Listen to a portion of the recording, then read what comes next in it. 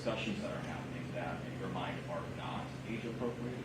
Well, I think as we recognize the fact that there are topics that teachers can help facilitate appropriately in a classroom, there needs to be a lens on what's appropriate and what's not for a given age. I think one of the biggest challenges that we have is that we aren't allowing our children to, in fact, be children. And they're being forced into discussions that, in all candor, they're not ready to have. All in the name of wanting to enlighten them. I'm going to tell you, I think that this is a moment for educators and leaders across all of Virginia to step back and assess what's appropriate and what's not at given ages. And this is a chance for us to undertake that.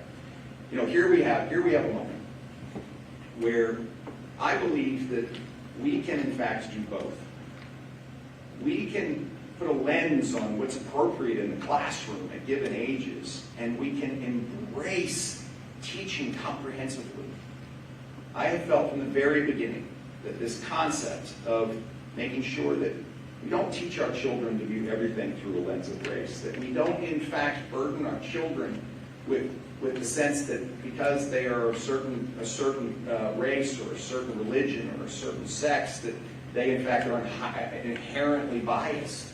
That we in fact can enable our children to think for themselves, and at the same time, we can teach all of our history, all of it, the good and the bad. We do have to put it through a lens, what's appropriate at what age group, and there are experts everywhere that understand that there is a chance to let our children be children. Your first executive order called for not just this report, but also the 30-day CRT report, which we've seen, and then also an update within 90 days to identify any necessary executive or legislative actions needed to end the use of inherently divisive concepts. It's been 90 days since that executive order. Do you have any further updates on that point? Well, we felt our 30-day report and this comprehensive 90-day report satisfied that request. And we do feel like the 30-day report clearly identified material, curriculum, and practices that were being used that were inappropriate and divisive. And so the state superintendent has worked in order to remove those from curriculum and from resources. And so we felt like we've got a good start on what we need to do on removing divisive concepts from schools.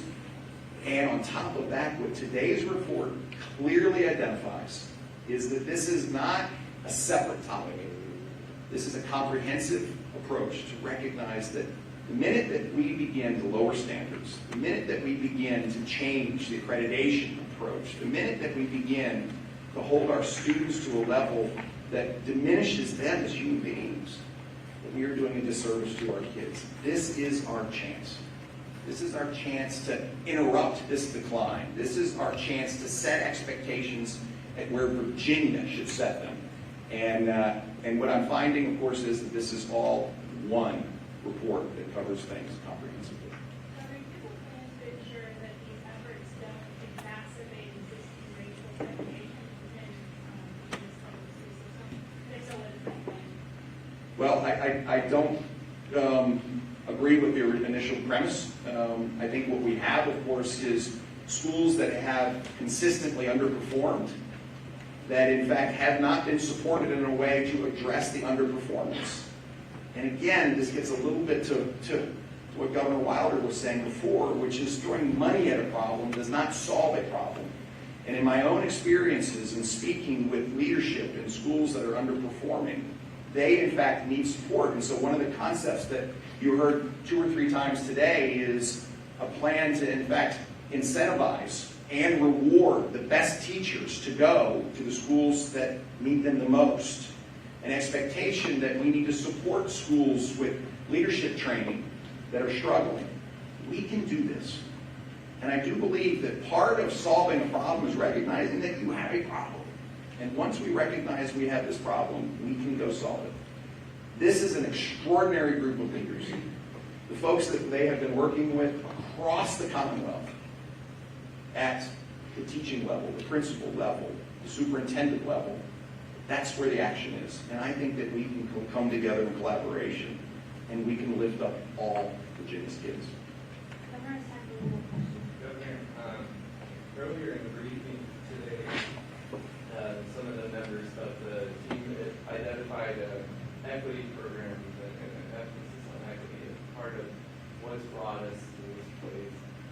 but the statistics show a problem with minority students underperforming. So how do you, seeing that problem, how do you address it without this kind of equity language? Well, I think we just have a very confusing word in the word equity. And so let me answer it a different way, which is we see gaps that are unacceptable. And those gaps persist for all of Virginia students, and they're wider for our black community, our brown community, and our socioeconomically disadvantaged communities. Full stop. And so what we need to do is recognize that's a problem and not try to solve a problem that's not there. Let's solve this problem, and let's be specific. Let's make sure that we bring funding to school systems to help them with their facilities. That sits over in the budget. Let's make sure that we bring raises to teachers so that they can feel like they're being compensated fairly for the amazing work that they do. That's in the budget. Let's bring innovative approaches to how we start with early learning and K through 3rd literacy so that we can bring resources to the students who need it most. And oh, by the way, let's make sure that we bring the best we have to the areas that need it the most and compensate them fairly. This is not about trying to put a label on an issue. It is about recognizing we have one and going and fixing it. I hope folks are getting used to our administration.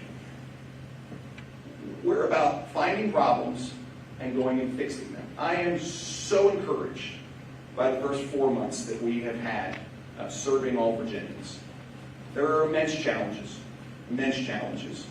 And the key to solving them is recognizing that you have them.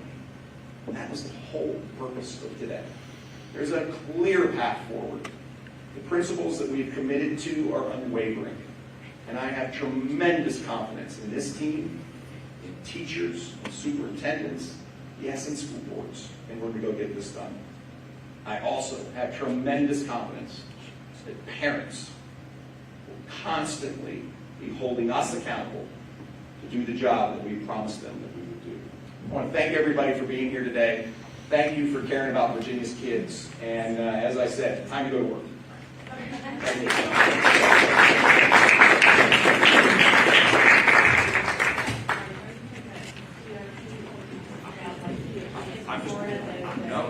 All I'm talking about is there are clearly topics in education that are age appropriate, and educators need to be. I'm gonna wait for the delay. I'm gonna wait for the delay.